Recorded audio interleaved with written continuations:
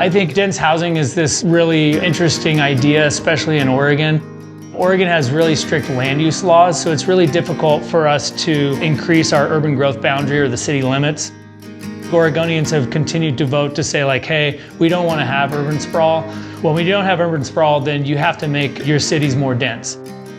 These residential lots that have had one house, for example, this lot we're on now is about a ½ acre. It had one house on it. We now have 18 units here, so there could be 18 separate people living on a lot that used to just have one family. So that density is what we need to do, because the other thing that happens is because of the urban growth boundary, the land inside of the city becomes expensive. Really, housing is usually an inventory problem. There's just not enough housing. So to be able to build more densely within the city, it's environmentally better too. To be able to drive outside of the city and have access to what we have access here in Bend, which is an unbelievable natural area, which is forests and mountains and rivers and lakes.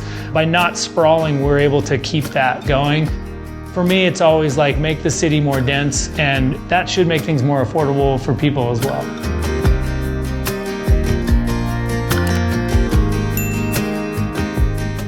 Hi, I'm Jesse Russell. I'm the founder of Hiatus Homes, and we're here in Bend, Oregon.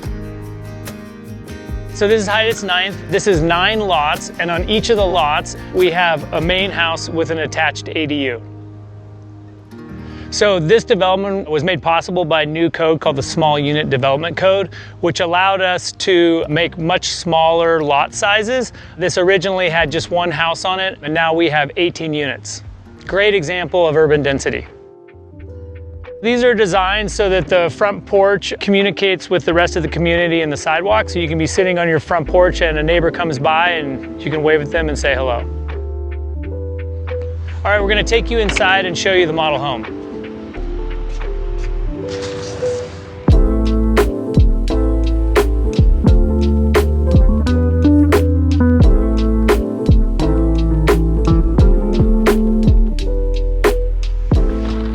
All right, welcome to the model home. This is the 1-bedroom unit, which is about 675 square feet. And then later we're gonna go up to the ADU, which is just over 500 square feet.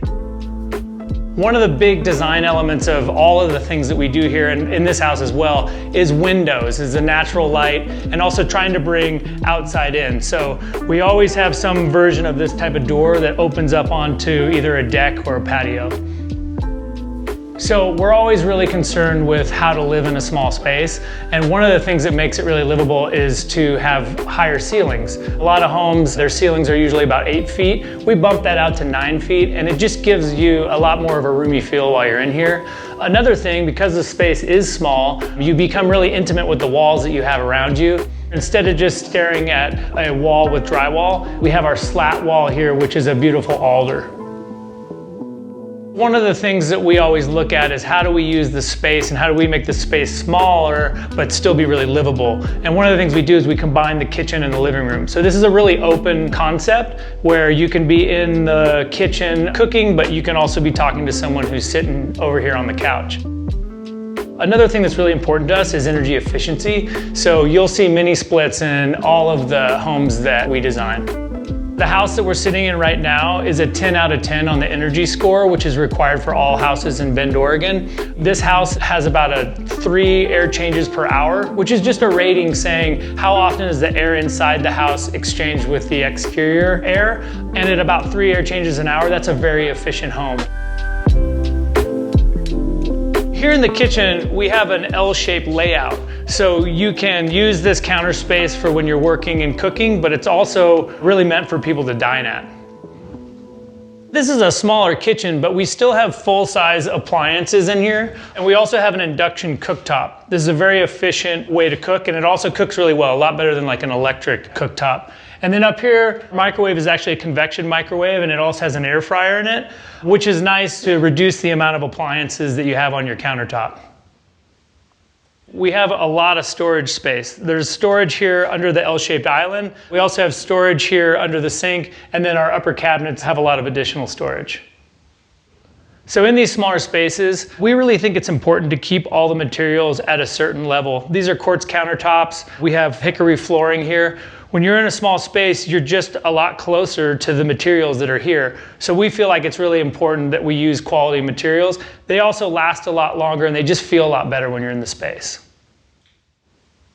So this is a relatively dense neighborhood, so you're very close to your neighbors, and that privacy is super important. So some of the things we do, this house actually steps down the second house over here, so you're never having like a complete direct eye line into your neighbor's window. And even here, if you look at the window and the door, the glass on there is obscured glass, so you can't see through it. I own Hiatus Homes here in Bend, Oregon. We specialize in small, usually under 1,000 square foot homes. We started out as a tiny house on wheels builder, and we kind of ran into a lot of difficulties with the city. So we started just going like, hey, what if we just put these smaller spaces on foundations? And so, yeah, we just started doing that. We do it in our own developments, and we also build for other people on their lots. We were originally a tiny house on wheels developer, just trying to figure out how we could put 4 tiny houses on a residential lot. And that led to this journey with the city to try to figure out how to do that.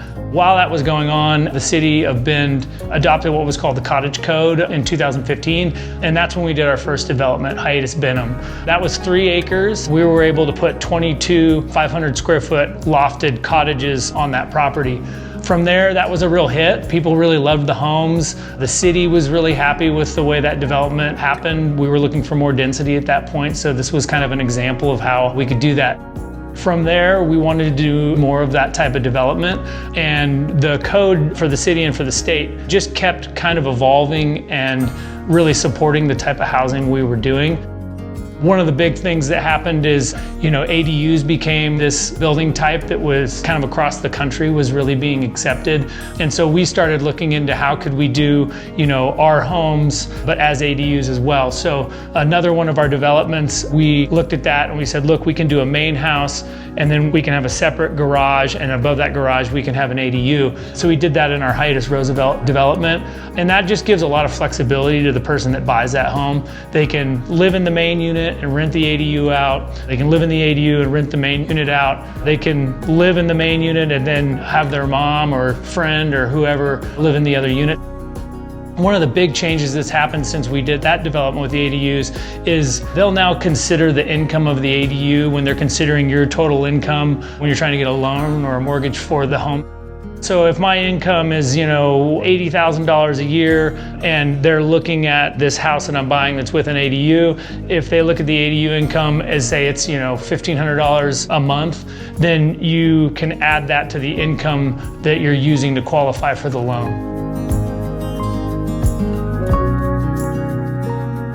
Over here is our half bath.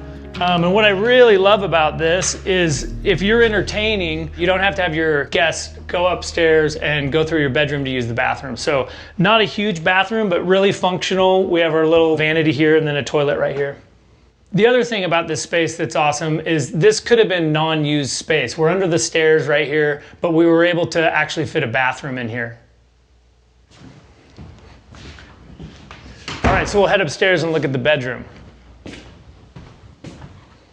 Yeah, so as I said, we always try to have a couple of really original design elements. We talked about the alder slat wall here. Another thing that we've done is these really beautiful alder handrails going up our stairs.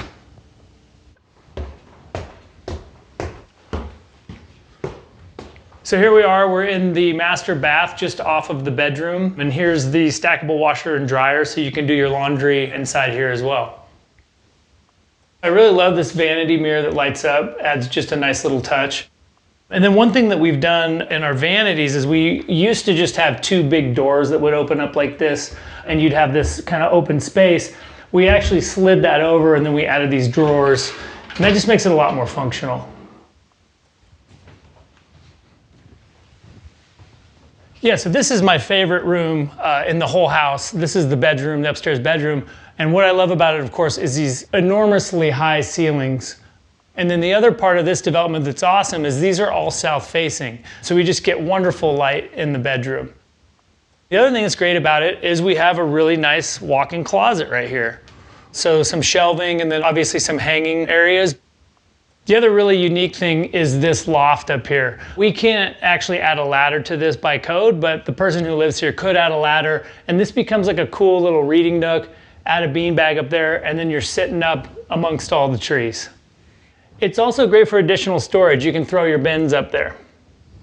So we also have a little cadet heater down here, and then there's the ERV is up here as well as a fan, and then this window opens over here. So a lot of options for how to heat or cool the room. So that's the main unit aside from the garage. And the garage is great because it has really high ceilings and a lot of storage options in there. And then above the garage is the ADU. Let's go take a look at that. So the ADU has its own entrance, which is really nice, just up the stairs and into here, totally separate from the other living space.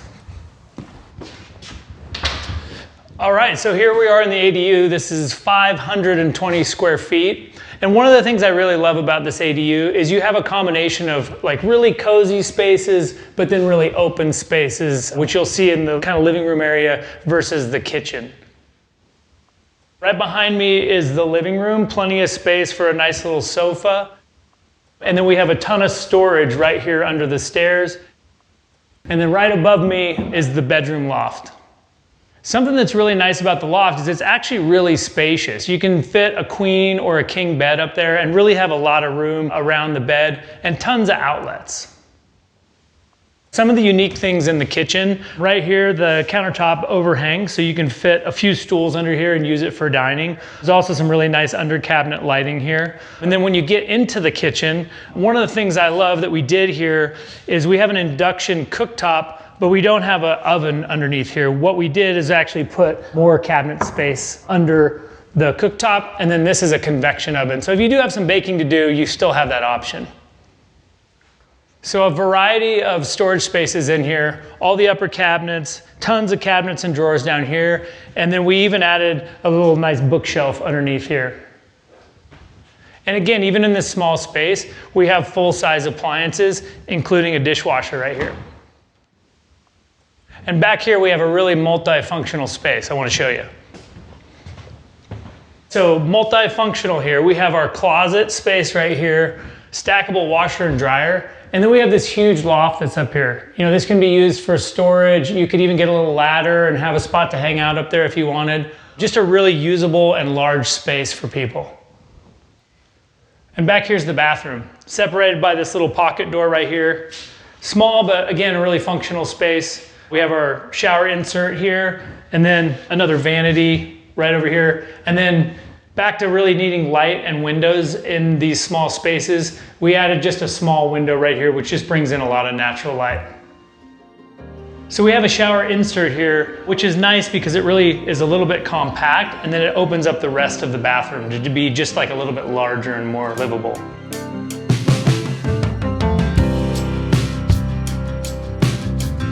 One of the really exciting things about Hiatus 9th and having these two units is, you know, we've worked with mortgage officers to look at this scenario in which a person would live in the main unit and then rent the ADU out, and they really can get their mortgage payment down to, you know, somewhere around $1,500 or $1,700, which is less than what the main unit rents for and the ADU rents for. So it's a way to get homeownership in a market where people are struggling to do that. So in Bend right now, the median house price is around $650 or so. So we're sitting in Hiatus 9th, which is really 2 units. The sale price for these is around $750. Knowing that you have 2 units, if you divide that up, you know, you're under $400,000 for each of the units, which is important for people to look at. I think sometimes people look at it and they go, oh, that's $750, that's not even in the middle housing range. But it really is if you have 2 separate people buying the home or a person that's buying the home and then renting out the second unit. So right now we're working on what we call Hiatus Perel, which is a really interesting development because it's a block away from our very first cottage development that we did. It's 3 acres and it'll have our 500 square foot model, our 600 square foot model, and our 800 square foot model. And there's a total of 49 units there with 4 different common areas. One of the common areas that I really love is this big grove of ponderosa pines. There'll be fire pits and some picnic tables and a lot of different places where While you are in a very dense community and your neighbors are right next to you, outside of your house is a really amazing space to be able to share with the rest of the community. Thanks for stopping by Tiny House Expedition. I'm Alexis. And I'm Christian, and this is our DIY tiny house on our homestead in Oregon. Looking for more tiny inspiration? Watch these videos. But if you're looking for something specific, visit our channel homepage to browse tiny homes by category. And don't forget to subscribe. Hope to see you soon.